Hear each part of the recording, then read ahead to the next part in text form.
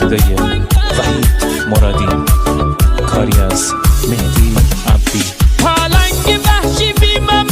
دستی ها کردی، یار جنگی من، شلوار پلنگی من، خالش و روزارم بر مستی ها کردی، یار جنگی من، شلوار پلنگی من، حسی که به تدایمت برگی برندوه، یار جنگی من، شلوار پلنگی من، این جنگی کاتی عاشق تا که زندوه، یار جنگی من، شلوار پلنگی من. همه منطقه جنگ فقط تیر و تفنگه، یک بار فشنگه هر خانت ساری